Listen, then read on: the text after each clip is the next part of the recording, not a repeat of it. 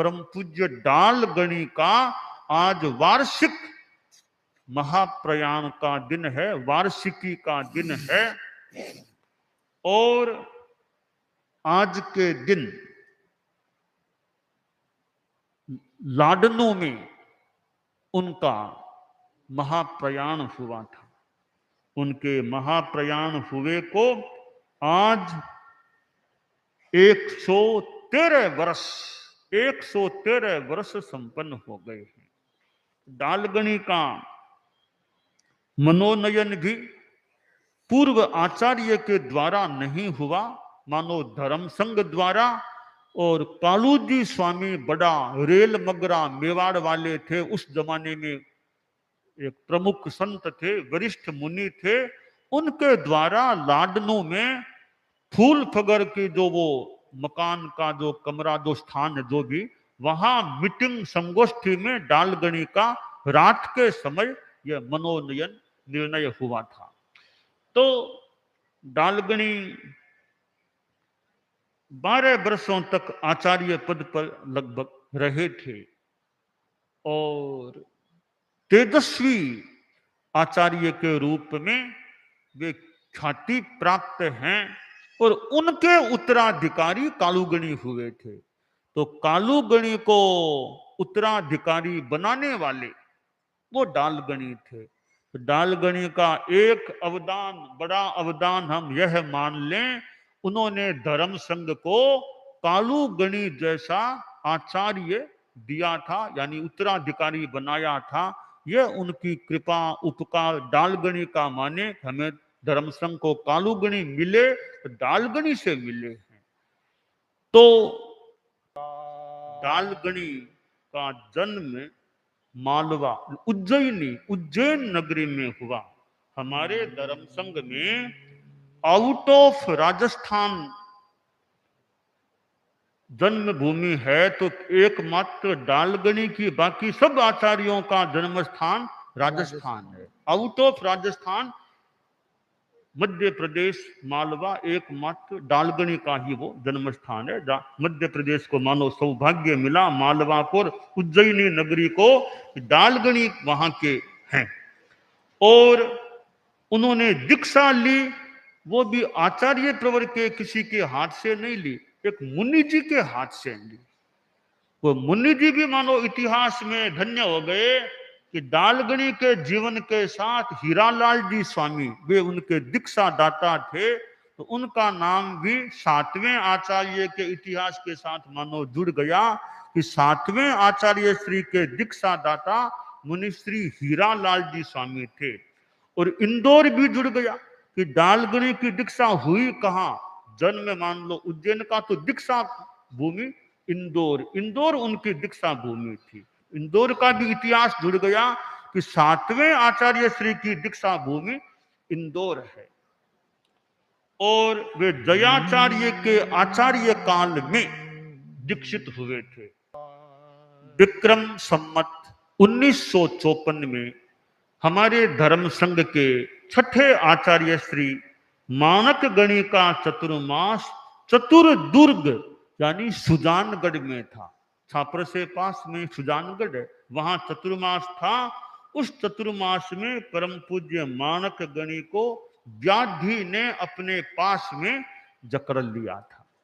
और जैसा नियति का योग था, मानक गणी का महाप्रयाण हो गया और पीछे कोई आचार्य नियुक्त था नहीं। तो ऐसी एक स्थिति संघ में आ गई थी।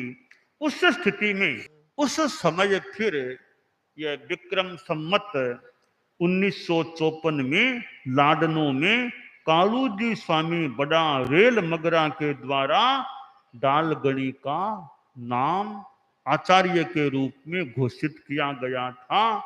तो उस समय के साधुओं को भी एक तरह से साधुवादी दें जिन्होंने योगदान दिया उस विकट स्थिति में। और मुनिश्री कालू जी स्वामी रेल मगरा का भी मानो उपकार है हमारे संघ पर कि अनाथ संघ को मानो सनाथ बना दिया। डालगणी जैसे आचार्य का नाम घोषित किया और संत समुदाय ने स्वीकार भी कर लिया। खैर साधियों ने भी किया ही है, वो साधियों की अपेक्षा साधुओं का ज्यादा रोल माने, क्योंकि साधुओं में से किसी को चुना था और एक को स्वीकार कर लिया। वैसी स्थिति में, क्योंकि साध्वी तो कोई उम्मीदवार भी संभवतः बनी नहीं थी, साधुओं में फिर भी कोई कोई भी के आशावान हो, तो ऐसी स्थिति में संघ ने उनको स्वीकार कर लिया।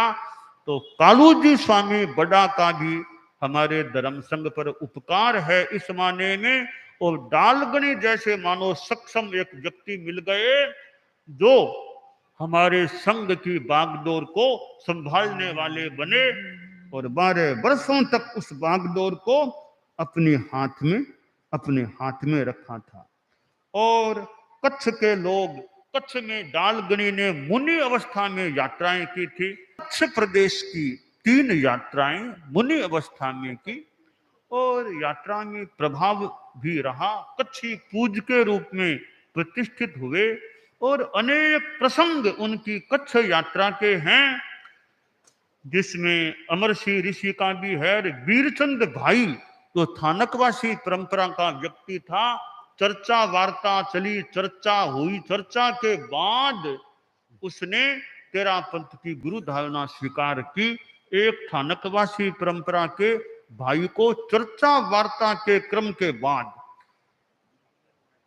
तेरा पंथ की गुरु धारणा धराना एक विशेष थोड़ी सी बात हो जाती है। तो ऐसे उनकी कच्छ की यात्रा के प्रसंग अनेक हैं। और डालगनी का अनुशासन प्रवचन, तेजस्वी तेरा अनुशासन, वर्चस्वी तेरा संभाषण, बना यशस्वी भैक्षव शासन, बना यशस्वी भैक्षव शासन, सहज तपस्वी जीवन वन में, सहज तपस्वी जीवन वन में, प्रसव पवन संचार, करे हम वंदन बारंबार, करे हम वंदन बारंबार।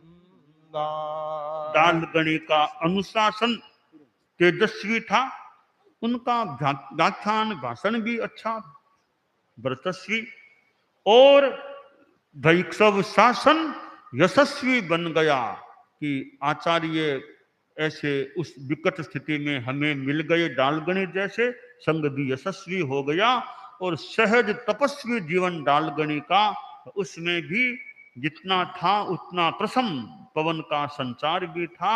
ऐसे परम पूजनीय, कहीं आसाधना न हो जाए, परम पूज्य गुरुदेव की बार बार विनय पूर्ण वंदना है। ऐसे डालगनी हमें मिले, तो आज के दिन उनका लाडनू में विक्रम संवत 1966 में महाप्रयाण हुआ था। श्री डालिम गुरुदेव तुम्हारी, श्री डालिम गुरुदेव तुम्हारी, महिमा अपरंपार, करे हम वंदन बारंबार, करे हम वंदन बारंबार। तो ऐसे हमारे परम श्रद्धेय डालगनी की आज ये वार्षिकी पुण्यतिथि है, और बार बार वंदन है हमारा डालगनी को कि उनकी विशेषताएं, उनकी वो गुणवत्ताएं हमारे में भी रहें, संक्रांत हों, अच्छे विकसित हों। तो डालगनी